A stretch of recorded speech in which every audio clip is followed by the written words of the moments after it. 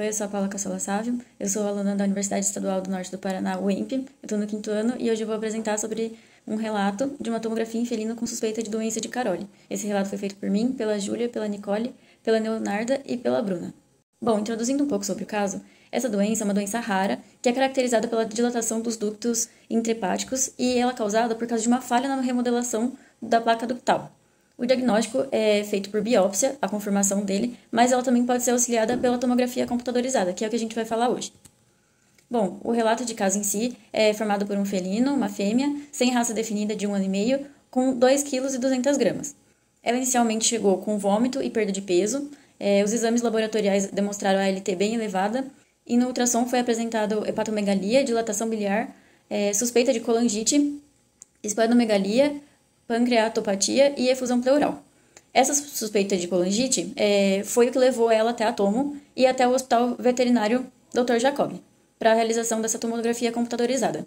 Bom, falando da tomografia em si, ela foi realizada a partir de cortes de 2 mm com e sem contraste, e ela revelou uma hepatomegalia discreta, dilatação dos ductos intrahepático e extrahepático, dando destaque aos extrahepáticos, que foram dilatações de até 5,5 cm. Que ela não é muito característico da doença de Caroli, é a dilatação dos ductos extrahepáticos, que aconteceu nesse caso. Bom, agora tem algumas imagens da tomografia. A primeira é um corte axial do fígado, demonstrando a hepatomegalia discreta e os contornos irregulares. A figura 2 mostra um corte axial do fígado, também mostrando a dilatação difusa dos ductos biliares intrahepáticos. A figura 3 mostra um corte axial de região hepática, com dilatação cística intrahepática. Já o corte 4 mostra um corte axial também de região hepática, com dilatação dos ductos biliares extrahepáticos. A figura 5 mostra o corte axial de vesícula biliar e mostra que ela está bem distendida, com as paredes bem espessadas. A figura 6 mostra um corte coronal de abdômen, mostrando também a dilatação difusa das vias biliares intra- e extrahepáticas. Bom, no exame físico dessa gata, ela demonstrou anorexia, icterícia, gengivite e halitose, além de uma desidratação bem grave de 10% e um TPC maior que 3 segundos. Ela apresentava um abaulamento abdominal e dor na palpação. E aí optou-se por um protocolo paliativo, já que ela não tinha condições de entrar numa laparotomia exploratória. Foi realizada a administração de prednisolona, alcachofra, ondansetrona e tramadol. E tudo isso via intradérmico, porque o gato ele tinha um temperamento que não deixava a tutora aplicar via oral. Passaram-se 25 dias dessa consulta e houve uma evolução desfavorável do caso, com anorexia persistente.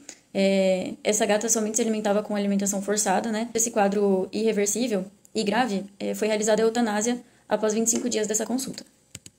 Discutindo um pouco agora sobre o caso, como eu tinha dito anteriormente, ela é uma doença congênita bem rara, Autossômica recessiva.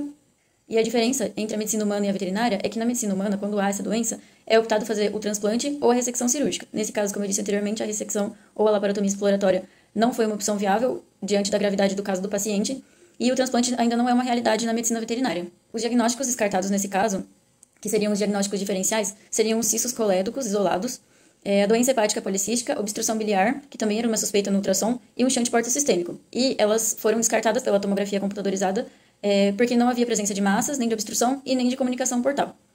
Na literatura, somente tem 2 relatos falando da doença de Caroli em felinos. Um deles é o de Glavan, que ele descreve um felino de 2 meses, que foi feito o tratamento clínico com ursacol, SAMI, silibinina, cúrcuma e amoxicilina com clavulanato. Ele melhorou depois de um tempo, apesar dele ainda ter icterícia, mas o quadro dele foi bem positivo.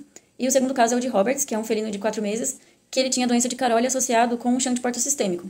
O tratamento foi feito com amoxicilina, doxiciclina, lactulose e dieta com baixa proteína.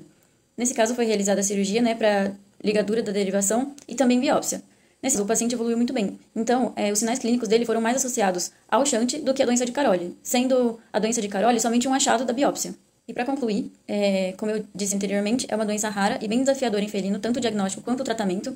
O diagnóstico presuntivo ele é possível por tomografia computadorizada e, como eu disse anteriormente, o prognóstico é bem desfavorável.